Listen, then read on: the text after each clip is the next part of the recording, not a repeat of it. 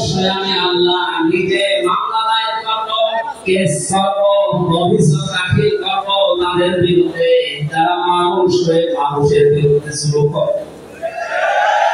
আমরা মুসলিমরা দেখি মুসলমানদের ঘরে যারা শুরু করে মুসলিমান নাচ কেসে যারা মানুষের উপরে জুলুম করে, অত্যাচার করে, এরা আমির হামজার মামলার আসামি না, এরা সরাসরি আল্লাহর মামলার আসামি।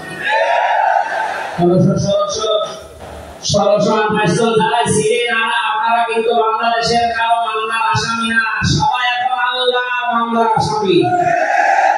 মামলার বাকি যত বড় হয় মামলা তত কঠিন হয় এবং জামিন পাওয়া তত কঠিন হয়। আপনারা জানেন আমি 3 বছর জেলে ছিলাম, আমাকে মামলা ছিল, আমার মনে হয় যে সাজা আমাকে দিত সর্বোচ্চ 3 মাস। এই এক আল্লাহর ইবাদতের জন্য তিনি আসেন, মুবাদদালিন ওয়াইয়ুল মুশাফি, তিনি ওই জাতিকে পরিবর্তন করার জন্য আসেন।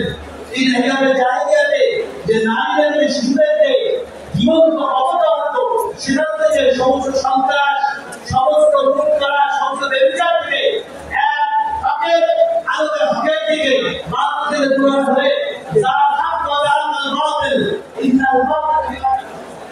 তিনি হকের আলোকে প্রজ্বলিত করার জন্য আল্লাহর পক্ষ থেকে রাসূল হিসাবে, মেসেঞ্জার হিসাবে, দূত হিসাবে সারা বিশ্ববাসীর জন্য রাহমাতুল লিল আলামিন হিসেবে তার দলিল হচ্ছে ওমা আরসালনাকা ইল্লা রাহমাতাল লিল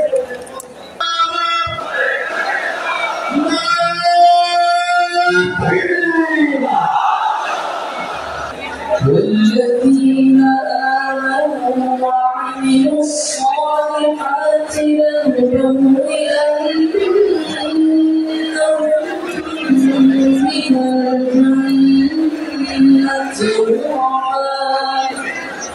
غرفا تجري من تحتها الأنهار خالدين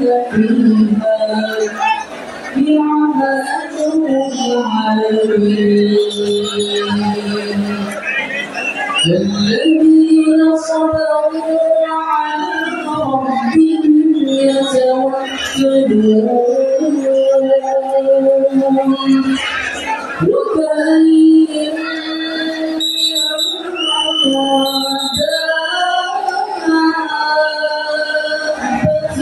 لا تحمل رزقها الله يرزقنا وإياكم وهو السميع العليم।